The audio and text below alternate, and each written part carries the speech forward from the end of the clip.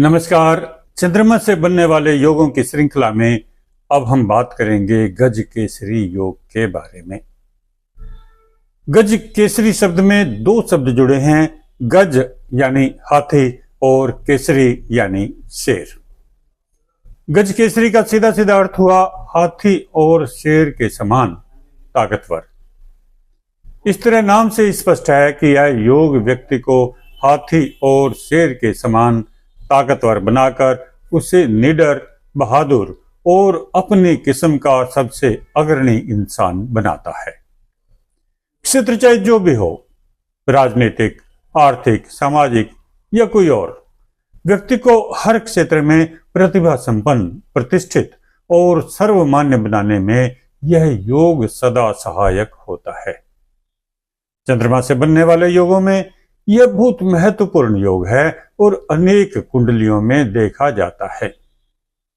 बृहत्पराशर होरा शास्त्र में बताया गया है कि चंद्रमा से बृहस्पति केंद्र में हो तो गज केसरी नाम का योग होता है।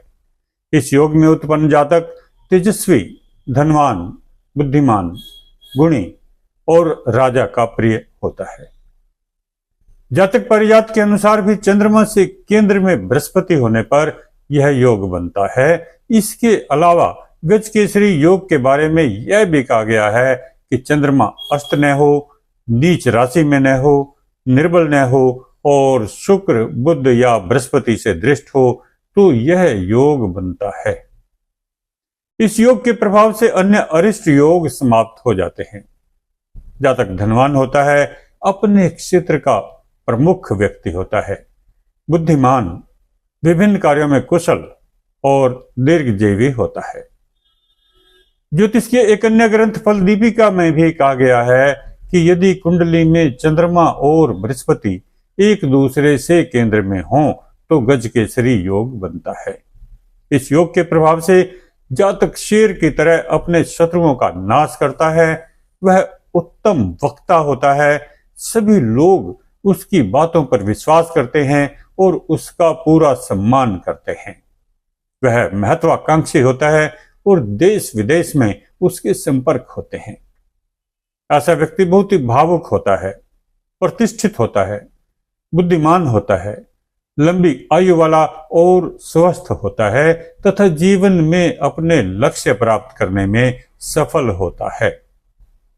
जंगल में जिस तरह शेर और हाथी की अपनी अलग पहचान होती है, उसी तरह समाज में या भीड़ में गज केसरी योग वाला व्यक्ति अलग दिखाई देता है।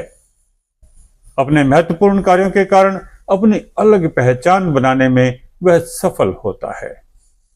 बृहस्पति ग्रह के बारे में कहा गया है कि किम कुर्वन्तु ग्रहे सर्वा यस्य केंद्रे बृहस्पति, यानी यदि अकेला बृहस्पति केंद्र में हो तो अन्य ग्रह आपका कुछ भी खराब नहीं कर सकते। फिर यदि चंद्र से बृहस्पति केंद्र में हो तो चंद्र के बल में भी वृद्धि होती है और कुंडली बहुत बलवान हो जाती है। यदि जन्म कुंडली में केमद्रुम योग बन रहा हो तो वह भी इसके प्रभाव से भंग हो जाता है। इस तरह बहुत सारे दूसरे दुर्योगों के दुष्प्रभाव को दूर करके यह कुंडली को अधिक प्रभावशाली बनाता है और व्यक्ति को सफलता के शिखर पर पहुंचाने में सक्षम होता है। हमारी पुस्तक ज्योतिष सीखिए भाग 3 के पेज नंबर 131 पर दी गई कुंडली में गज केसरी योग देखा जा सकता है। इस योग के शुभ प्रभाव से जातक के जीवन में आने वाली अनेक विपत्तियां नष्ट होती गई और जातक बहादुरी पूर्वक सबका सामना करते हुए जीवन के सुख भोग रहा है। केवल एक योग के प्रभाव से ही कुंडली का स्तर ऊपर उठ गया है। पुस्तक में इसी तरह की और भी कुंडलियां हैं जिनसे विभिन्न योगों के प्रभाव को समझा जा सकता है। इस वीडियो में इतना ही। अगले वीडियो में बात करेंगे चंद्रमा से बनने वाले अमल योग के बारे में। चैनल को सब्सक्राइब अवश्य कर लें ताकि आपको सारी जानकारी निरंतर मिलती रहे। बहुत बहुत धन्यवाद।